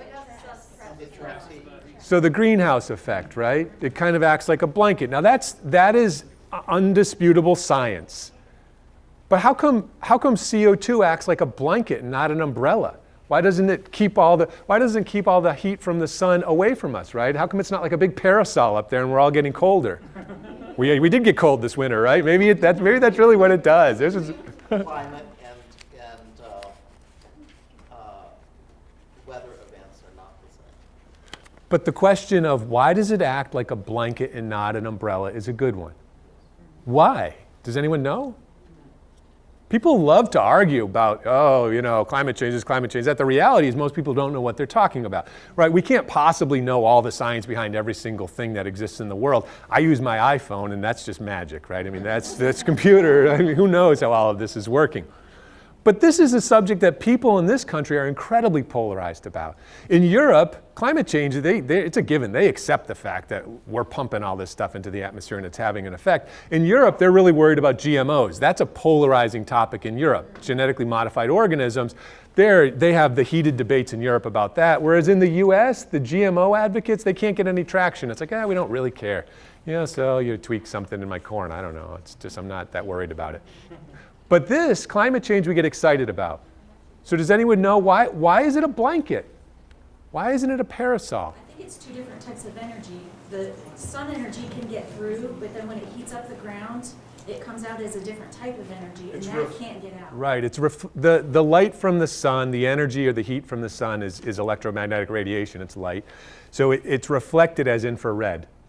And when it's reflected as infrared, these greenhouse gases, CO2 among them being the chief culprit, absorbs infrared radiation, but it does not absorb the wavelengths that come from the sun itself. That's why it's a blanket. So it absorbs it or it bounces it back, right? And that's the idea behind the greenhouse effect. That sort of information is objective. You can have that conversation in your class and get students to recognize that. And you can talk about sea level rise and data related to that, right? Those sorts of things are objective. Now, some people might like to argue that, but you have these very conservative business people who may argue about climate change, but when it comes to, say, building a power plant, all of a sudden they're not building their power plants right on the coast. They're building them a mile inland. Those are important examples to bring up to your students. Like, hey, how come that business person decided not to build their power plant on the ocean anymore, but now they're building it a mile inland? Because they're worried about rising sea levels. When it comes to money, all of a sudden your political beliefs sort of get put in your back pocket. It's like, I'm not wasting $1 billion to build something that's going to be flooded in 10 years. So, I mean, the realities are there. There are a lot of facts you can talk about. But you have to keep it objective, and I think it's important for our students to be able to participate in those debates. Okay, so we have this idea. We're only 4 minutes away. Question 3, So at midnight, once you're full, if you split up all of your people, so you have to make some assumptions and interpret the problem, but let's say exactly before the disaster occurs, you send everybody out to these 4 jars. So everybody is now at 1/4, 1/4, 1/4, 1/4. So how much time do you buy for yourself? No, they're 1/8, 1/8, 1/8, 1/8, as it's And that's what we were just talking about. So reading the question is, so it's either 1/8, 1/8, 1/8, or 1/4, 1/4, 1/4. And the way that we interpret the wording of the question is, you take, at 11:59, you start building your spaceships. Right? And then, to their relief, what does it say? They immediately commence a mass migration just in time to prevent the midnight catastrophe. There's ambiguity there, and I think you have to make, so I think either of those 2 answers is correct. Right? Either it's a quarter, so however you interpret that, but basically it's a question of you buy yourself 2 minutes or 3 minutes. It's a 2-minute or 3-minute, because at 1/4 you double to 1/2, you double to full and everything, and so you spend all that time and effort finding 3 new jars, and you only end up saving yourself 2 minutes or 3 minutes, depending on how you interpret it. Okay, and then the last question, question 4, the one that I really believe is such a good QR type question. It causes all sorts of problems. The first thing you have to recognize is this is exponential growth. And so what's the idea? We have that the number of bacteria is equal to 2 to the t, right? If t is measured as minutes since 11 o'clock, so 1, 2, 4, 8. So you have that. So now we know that the volume at 1 a.m. is going to be 120 minutes later, so it's 2 to the 120th. Times 10 to the minus 21 meters cubed. So that's the volume of all the bacteria at 1 a.m. You get these giant numbers in here, okay, and there will be a little cancellation. The surface area of the Earth is given to us as 510 million square kilometers. I love working with real world data because you'll get data tables where they use words like this. Students don't know what that means when something is given in thousands or millions. So this is a good example of having them work with this. And then of course you have the difference in units, right? So you have to convert, and you have to be able to explain to them that if you have 1 square kilometer, so if this is a kilometer squared, you have 1,000 meters by 1,000 meters. So that's 1,000 meters by 1,000 meters. So 1 square kilometer is equal to 1 million square meters if you want to convert.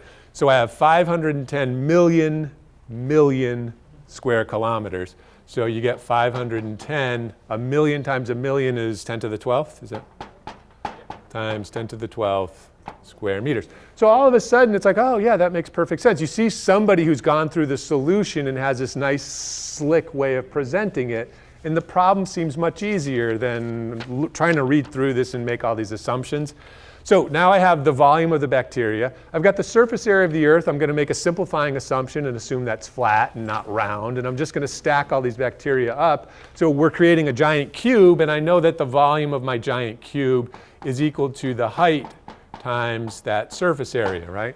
It's your just basic formula for volume. And then you plug in these 2 values and you solve for your height, and you get h is equal to 2.6 meters, roughly. So that's pretty much the solution. The first time I did this problem in class, I was drawing little sugar cubes. I'm like, okay, well, each little bacterium, you think of it as a sugar cube, and you lay them out on this, and I was doing it was horrible. It was like the worst exposition of the solution to this problem that I could imagine, And then the next semester, I got a little better at doing it, and this is pretty nice, pretty straightforward. Same idea, it's just what I was doing drawing the pictures was horrible, and they didn't get it. So again, this is a nice example of a worksheet. How in class they work in small groups and then you pull everybody back. The point of this exercise is not that you should actually know what these statistics are, know these numbers. The point of the exercise is to start thinking about how numbers are used in the everyday world, okay, and how we should interpret these statistics and how we should be critical consumers of these statistics. Shh. Okay, you're not, the time to answer your questions on your own is over, but we'll go through these together as we talk. So these questions come from this book, The Numbers Game. It was written by two British people. I believe one was a mathematician, and they had a popular BBC show of the same name where they basically went out and found some statistics that were being used with compelling stories and highlighted sort of the innumeracy of either the public policymakers or the public at large who are using this data. It's a great book. It's written by Blastland and Dillnot, and I highly recommend that you get it. But you'll get a sense of what it's about as we go through this little fun quiz. So, counting. The first page is about counting things. The author's name. Blastland, Can you spell it? Blastland, Blastland, and Dillnot, Dilnot. And the original version of it that was published in England had a different title, but anyways, you can Google this one and get it on Amazon. So, all of these examples have to do with counting things. Statistics, we had to count something like how many centenarians are there in the United States. Counting seems so simple, doesn't it? 1, 2, you just count things. What could be harder than that? We teach students in kindergarten how to count. But the reality is counting in the real world is really difficult. So they counted what? Is a good question you should ask when you encounter a statistic. So if you want to count centenarians, the definition of a centenarian is clear. Someone who's 100 years or older. 1970, 106,441 people checked off that they were a centenarian. How did they count that? Where does that number come from? The U.S. Census. We asked people to fill out the U.S. Census. What was interesting is in 1980, there was this mass die-off of centenarians in the 1970s. In 1980, only 32,000 people checked off that they were over 100. What's even...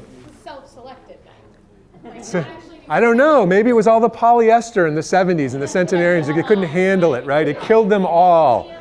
Okay, it was the GMOs. What's really interesting is that in 1960, there were only 10,000 people that checked off that box, and there was this massive explosion of centenarians. I mean, so think about this. Like, what does that number tell us in 1970, 106,000 people checked off?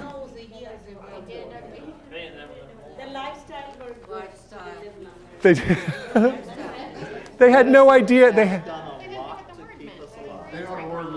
They had no idea how old they were. That tells us more about what was going on in 1970 than it has anything to do with a valid statistic, right? That number it's meaningless in terms of how many old people over 100 there are, but it's actually kind of interesting as to what was going on in our country, right? That's like a perfect example of a statistic pointing at what was going on in terms of the cultural norms in our society at that time and how people were responding to something from the federal government asking them to fill out a form. Okay, so all of a sudden in 2010, people, at 1980, since then people got a little more realistic, and now 53,000 is correct. So the fun thing about this quiz is there are a lot of right answers. So you have to grade your own, but if you had any of those numbers, you're correct so far. The next question is about homeless people. So this one's a little trickier. We know what a centenarian is, right? There's no question as to the definition. You have to be 100 or over. It's a little tricky to count those people. Again, you could either send out a census and ask people to check a box. You could, I think a lot of people think that we would just look at birth records and call people up and just sort of, hi, are you still alive? And they say yes, we check the box, right? And if you don't hear anything for a while, you're as good as gone, so. And then, do you have a home? But homelessness, this raises a different problem. Who's homeless? People say, well, someone without a home. What does that mean, though? Who is homeless? Like, if you had a home and it was foreclosed and now you're living with family members, do you count as homeless because you don't have a home? Should you be counted in that statistic? If you're on the street for a couple days and living in your car, but then you actually, something comes through, you get a job again, and you're able to get an apartment with some friends, how long do you have to be homeless? Do you count as homeless for that statistic? Again, just appreciate what goes into the definition. What goes into the definition goes into the statistics, right? How you define homeless totally defines the statistic. But then, of course, you got to go out and count the homeless. You can't send them a census because by definition, they don't have a home, right? They may have a phone. So in what's They that? have a phone. You could call, but you got to know, how many phone numbers are out there.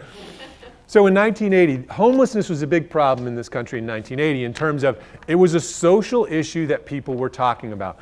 The covers of the major magazines, Time and Newsweek, had pictures of homeless people on them. People on the nightly news were actually talking about homeless people.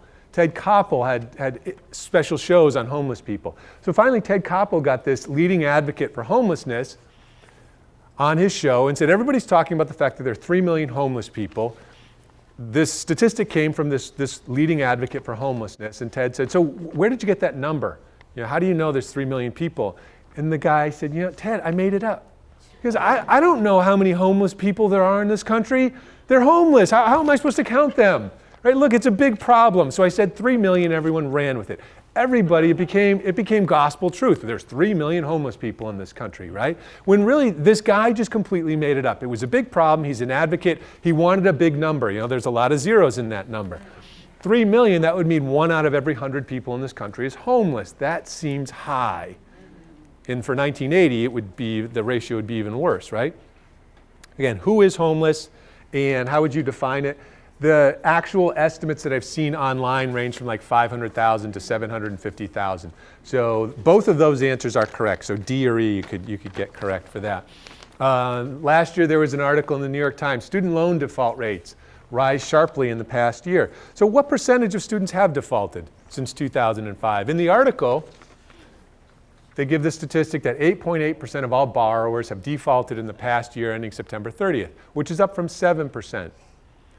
But now you're kind of getting savvy about this and you're thinking, oh, but what does default mean? What do they mean by that? And what's interesting is they actually define the default rate in the article a little later. I gave my students this article and asked them what it meant. And most of my students didn't even bother to read the definition given in the article. They just wrote down what they thought, right? I know what default is, and they sort of kind of wrote down someone who hasn't paid back their loan, as opposed to the official definition of default, which is a 2-year default rate. That's very specific. You have to define what default means, right? And so the 8.8% they're talking about are only students who within the last 2 years have defaulted. Okay, if you defaulted since 2005, you weren't included in that rate. So if you count everybody who has defaulted since 2005, it would actually be something like 37%. Now, only 37% have paid back on time since 2005. So the statistics in here, I don't think I have it, right? It would be, the correct answer would be closer to E, 60%, right? That's how many students, not the 8.8%. A huge difference depending on how you actually define the word default.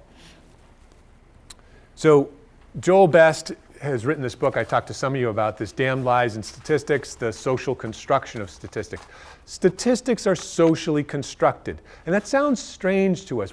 How is a statistic constructed? It seems like we make it up. We tend to think of these statistics as just hard nuggets of truth. It's a fact, it's a number. There are 3 million homeless people. But the reality is those statistics that you see are constructed. They're constructed by the definitions that we create and the methods that we use to count whatever we're trying to count, right? Counting in the real world is really muddy. It's not that nice, discrete, concrete thing, 1, 2, 3. Okay, so we construct those statistics and he says we should all become critical consumers. We should always ask who created the statistic? Why was this statistic created and how did they create the statistic? Again, we don't want to just be totally skeptical and throw all statistics out, but we should at least be aware enough to ask these questions. Blastland and Dilnot in their book are encouraging us to ask the question, how big is that number? Try to make sense of the numbers we're given, because so many of the numbers, especially related to budget issues, are gigantic. We want to put them in proportion, so we use ratios to do that. So here's an example. In the 1990s, anorexia was a social problem that was getting a lot of media attention in this country. Again, it was on the cover of major news magazines. Media outlets were talking about it on the nightly news, and then this number was floating around. 150,000 young women died in 1994. from anorexia. Okay, so this was a statistic that was being reported in the news. This is not people just talking about it at the happy hour, right? These are reporters using the number just like they were using the 3 million number and saying there are 3 million homeless people in this country. Totally made up. So what about this number? Is that a big number? Again, Blastland and Dilnot tell us, try to put the number in perspective. That number in and of itself is meaningless. You have a sense of what 150,000 is because you are comparing it to other things, right? So in order to make sense of numbers, we make comparisons or we create ratios. Well, here's a good ratio. Only 55,500 women died that year between the ages of 15 and 44. So it's kind of hard to believe that 150,000 young women died from, right? I mean, it's not just hard to believe, it's impossible. So this is a good example of what Joel Best calls a mutant statistic. The number 150,000 came from an academic article that was written by a woman studying this problem. And all she said in the article was that she estimates 150,000 young women have eating disorders on the spectrum from A to Z. Anywhere, just the most mild form all the way up to anorexia. Not that they died, just that they suffered from an eating disorder. And she estimated that, right? And it turned into this mutant statistic of 150,000 young women died in that year from a very specific disease called anorexia. The reality, the answer to the question is it's closer to 70. That's what they estimate in terms of deaths. So that would be the correct answer for that one. So 70 deaths. U.S. household debt. Record 13.8 trillion in 2011. That's a big number. How big is that number? So one thing we could do is compare it per capita. So how does that shake out in terms of how much we owe per person? Is that a big number? Well, it's about 46,000 per person, depending on what year you divide by. So in 2011, that's roughly what it would have been. Wow, so that sounds scary, right? These are huge numbers. We all owe all of this money. One thing that Blastland and Dilnot encourage us to do is when we encounter gigantic numbers like this, which usually have to do with governments and budget issues, they encourage us to use 15.6 billion as a yardstick of sorts. So if every person in the United States chipped in $1 a week for a whole year, the government could collect $15.6 billion. So that's where their 15.6 billion comes from. And then you can divide really big numbers by this to get how much money everybody would have to spend per week for 1 year to pay off that debt. So this number would turn out to be $884 a week per person, and then we wouldn't know anything. That would be great, right? So people think, wow, it's unbelievable, record debt in this country, until you look at our balance sheet and you start to think about it, and people are really interested in that a lot of it's mortgage debt, and here's your credit cards, and there's other types of debt. But that's not the whole picture, right? We also have a lot of assets. So we also, in that year, had a record net worth of $57.3 trillion, right? So debt implies wealth in some sense. You have to put these numbers into perspective. And you might want to know historically how our net worth, total assets have played out. And here's a picture of that. So in 2011, it wasn't a record in terms of our total assets, but in terms of net worth, it actually was. And this picture is great because it shows what happened in 2008, right? The housing market just skyrocketed and then boom, it crashed. So teaching your students how to read pictures like this and appreciate that, oh, this picture is telling a story. Something interesting is happening here. And I wonder what that was. Why did all of a sudden our total assets in the US plummet like that? Okay, and what caused that? Those are good conversations to have. So going back to how big is that? Percentages are really useful to put numbers in perspective. So that record debt was about 19.4% of our total assets in 2011. And again, that raises the question of, well, is 19.4% a lot, a little? How does that compare historically? And so you have another graphic which is giving you debt as a percentage of total assets. And you can see that historically we average our debt is about 14% of our assets, and that was higher than usual, right? In particular, you see that spike again of our debt with the free money that was available in the 2005, 2006. Everyone was borrowing and buying houses. And then as housing prices crashed, the value of our assets plummeted along with them. So again, putting things in perspective is a big part of what we do in a QR class. So the 19.4%. In addition to putting those giant numbers into perspective, it helps to talk to your students about 1 million, 1 billion, etc. Students and people in general don't have a good understanding of the difference between those numbers. It's just like 1,000, a million, a billion, a trillion. You just kind of say them. It's like saying 1, 2, 3, 4, right? But there's a huge difference between a million and a billion. So question 6 says a million seconds is approximately 11.5 days. How long is a billion seconds? So one way to put a million and a billion in perspective is to think of something like this: a million seconds versus a billion seconds, right? So what's the difference between a millionaire and a billionaire? Imagine if how much money you had was how long you got to live, right? So most of us are probably thousandaires, right? We might not have $1 million we're not in the bank. So 1,000 seconds is only about 15 minutes. So if your net worth is how long you get to live, we get to live 15 minutes. Millionaires get to live 11.5 days. Well, that seems grossly unfair. That's a lot longer than 15 minutes. How long does Bill Gates get to live with his billion seconds? So 32 years is the answer. So 32 years is the answer to that. That puts a million and a billion in perspective. 32 years is a lot longer than 11.5 days. A billion is much bigger than 1 million, okay? There's a big difference between a millionaire and a billionaire. So 32 years. So then you could ask the next question. On the following number line, mark off 1,000 and 1 million. So on that number line, mark off, it goes from 0 to a billion. Where's 1,000 and where's 1 million on the number line? This is a really good example also, sort of a graphical example for your students. And a lot of them will just split it up into thirds. Okay.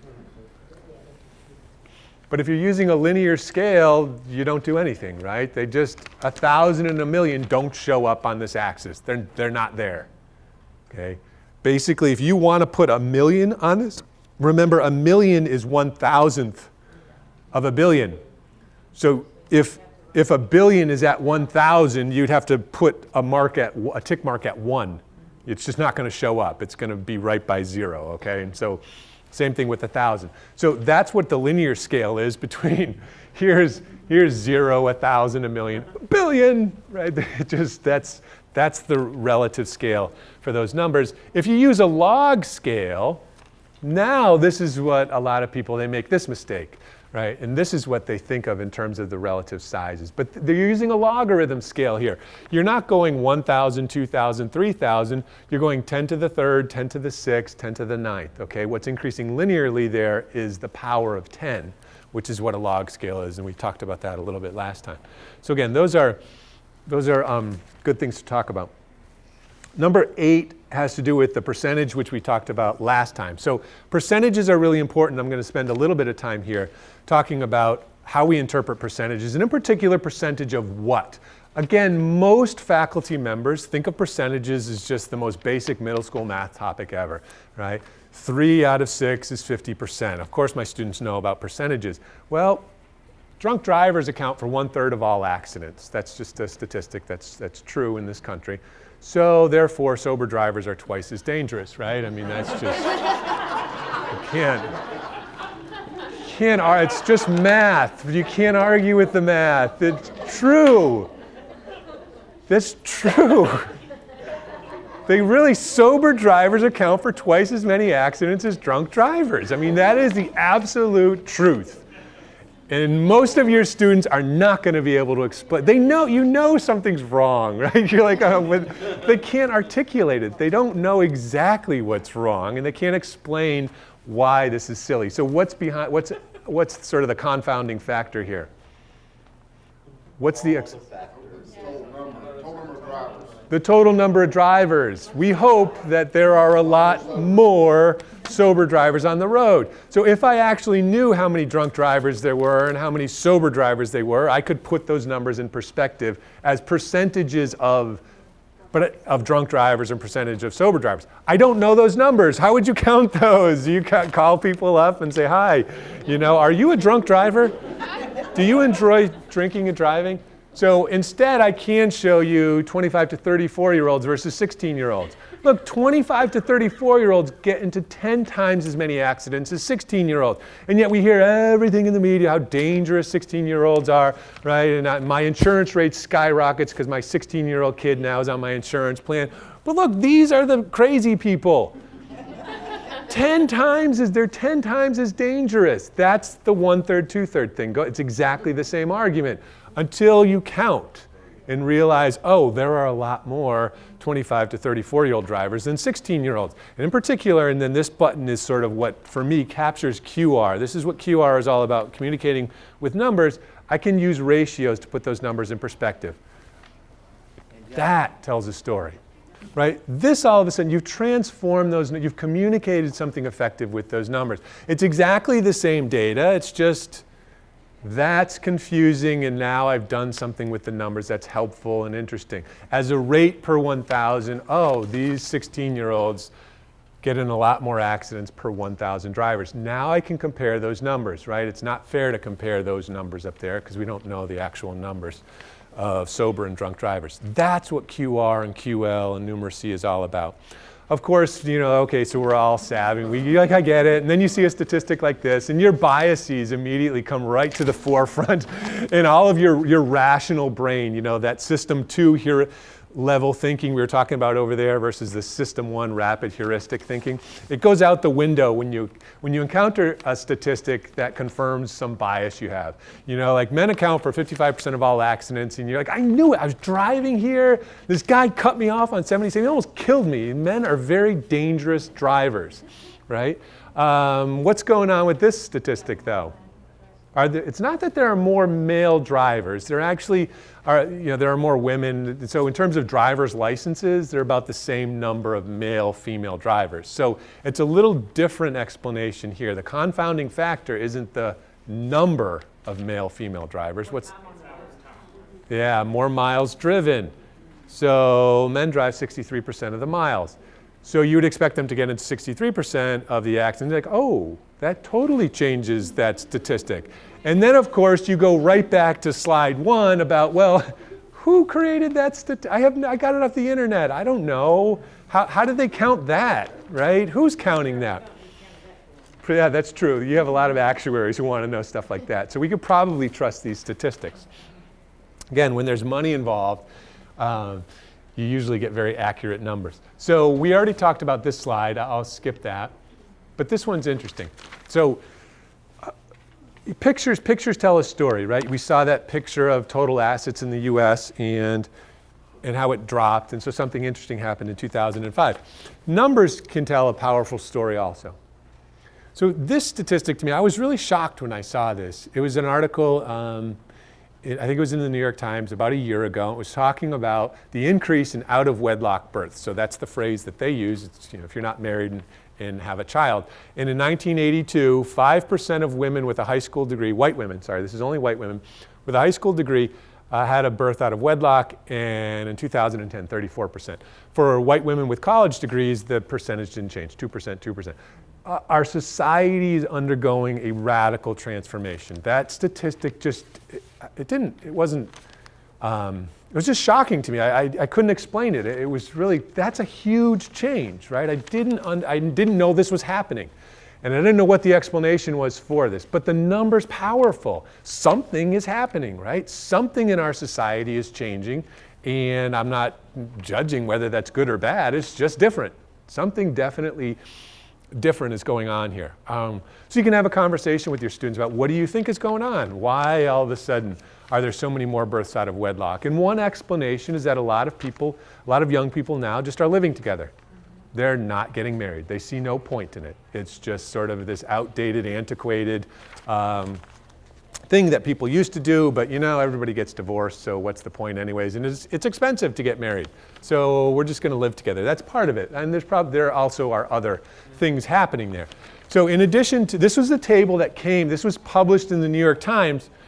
They also showed the educational attainment over this time period from 1980 to 2010. And notice the percentage of white women with a high school degree has increased, and also the percentage of white women with a college degree.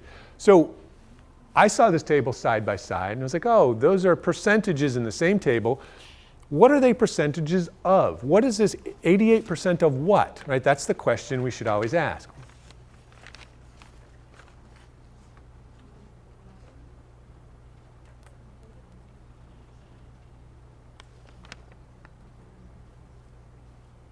It's laid out pretty similar. It's probably, it looks like, well, but 88, this is 88% of who? So white women over age 18? So 88% of white women, women being over 18 probably, have a high school diploma. It's 88% of white women over a certain age, right? Did 88% of white women did graduate from high school in 2010. What's this 34% a percentage of? Of those who graduated high Of school. those who were in high school. It doesn't say that they finished high school. It No, I doesn't- think 34% of women who graduated high school and does- had a baby. It doesn't say graduated, it says high school. So the implication here, if you read the article, is that this is 34% of white women with a high school degree, right? With just a high school degree, not college, because that's the separate. 34% of white women with just a high school degree had a birth out of wedlock, right? And then, hold on, it's 34% of births by white women with just a high school degree were out of wedlock. That's what it is. It's a percentage of births by white women with a totally different what? Percentage of what than this one, even though the table makes it look like, oh, those are probably percentages of the same thing. This idea of what is it a percentage of is really subtle, and it's not presented well by people in the mass media, right? That's kind of tricky. Okay, so you can find a lot of good examples like this, examples that aren't silly like the 1/3, 2/3 of drunk drivers. Does that make sense? It's generating conversation, that's good.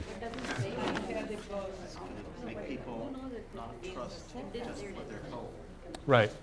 Okay, so another important use of percentages that doesn't have to do just with this basic idea of what is it a percentage of? I mean, that's a real basic question, but it's an important one and one you shouldn't skip over and one you should talk to your students about. So this question, are we back on, no, I'm still talking about percentages, okay. So 1 slice of bacon a day increases risk of colorectal cancer in men by 21%. So that's a statistic, it's a fact. And just so men don't feel like they're being discriminated against, for every alcoholic drink a woman consumes, her risk of breast cancer increases by 6. Wow, whoa. I can't believe there's any of you in here. None of you drink at all? Are you all vegetarians too? You just don't? There's a subtle change in the wording. The correct wording is the risk of breast cancer increases by 6% for every extra alcoholic drink consumed on a daily basis. This is the actual, I don't know what extra means. So there's sort of above the recommended USDA allowance, which depends on your profession. So as math teachers, I think your allotment is 5 a day. So So these are published statistics related to risk. So the idea of quantitative reasoning, being an informed citizen, or making informed decisions, a really important avenue for this is related to health. So one's related to financial literacy, but one is related to risk and making health decisions. That's becoming more and more important as people live longer and longer, right? And just trying to help your own parents out with those decisions becomes important. So you look at these and it's like, well, what does that mean? Should I not eat bacon? I don't get it. Right? Is that really dangerous? I have no idea if I shouldn't eat bacon. What if the original risk was... What's that? I say I wouldn't eat it if I read that. If you read this, it sounds really bad. But what if the original risk was 1 in a trillion? And it increased by 21. What if it doubled to 2 in a trillion? But I'm probably still going to eat bacon because 2 in a trillion, really, it's not that. I don't really care, right? So when you look at statistics related to risk, you got to know what the base rate is. Where did we start? What was the original rate that increased by 21%? So here's where we started. 5 in 100 men will get colorectal cancer in their lifetime. That's the base rate. They did this study, they tracked people, they accounted for all these different confounding variables, a multivariate study. And so then they came up with this, and if you eat 1 slice of bacon a day, all other things being held equal, your chance will increase by 21%. So this is a good QR problem. So you go from 5 in 100 to, can anyone figure it out? 6, right? 6 in 100. That's what that means. That's something I can understand. So 5 in 100 men, it would go up to 6 in 100 if everybody was eating. That's right. So the increase of going from 5 to 6 is 1, and that 1 out of 5 is the 21%. That's the 21% increase. That's not so easy to do, right? Most adults wouldn't be able to come up with that 6 in 100. Neither is just eating 1 piece of bacon, but that's every day. Yeah, got to eat it every day. So you start with 9 in 100 women will get breast cancer in their lifetime. That's the fact. That's your starting rate. And you add 2 drinks a day. So now you have to add 2 drinks because you're only increasing by 6%. And that gets you up to about 10 in 100 women. 2 drinks a day will take you from 9 in 100 to 10 in 100. So again, it's percentages. That's all it is. It's ratios, it's rates. But the way it shows up is it's subtle in terms of how to interpret it, and it's important. Those are important issues that people deal with that use this. Now, the whole thing of a percentage increase is just classic QR material. The idea of a 5% increase, if you're dealing with money, like you go from $1 to $1.05, that's a 5% increase. But people always get a percentage increase confused when you're talking about percentages. So people think if you go from 1% to 6%, that's a 5% increase. That's a 5 percentage point increase. That's a massive increase. You're multiplying by 6 there, right? That is not a 5% increase. That's 1,000, I don't know, it's like 600% or something. Okay, and people make this mistake when they're talking about tax rates. In Western New York, I was at Alfred University. There was a small town. They passed a tax increase from 6% to 9%. And they said, oh, but it's only a 3% increase. That's literally how it was presented in the newspapers. People voted on it and passed it. You go from a 6% rate to a 9% rate, you just raise people's taxes by 50%. So your tax bill that was $3,000, you're thinking, oh, it's only going to be a 3% increase. And you get a $4,500 tax bill. It's like, whoa. And then the people, of course, the town selects, well, I guess, yeah, anyways, it's too bad. You voted for it. I don't know. Nobody understood what was happening. It was crazy. That's right. Should have gone to QR class. So I think I'm just going to stop with, there are some other examples related to silly uses of probability in terms of what's the chance and how it shows up. I want to end with this idea of false positives, though. So this is, again, classic material for a QR type class related to health risk. A certain disease occurs in just 1% of the population, and the test for it's 90% accurate. So I'm sure many of you have done similar examples like this in your class. So you test positive for the disease. What are the chances you actually have the disease? These tests have been given to doctors, questions like this, and doctors get these wrong, right? Even doctors have no idea how to figure this answer out. And most people would think, well, it's 98% accurate, so there's a 98% chance I have the disease. This reminds me of, there was a Seinfeld episode where George Costanza, actually he didn't get a false positive. He called up and they told him the test was negative, which sounded bad, so he thought he spent the whole day thinking he had this very rare disease where he's going to die.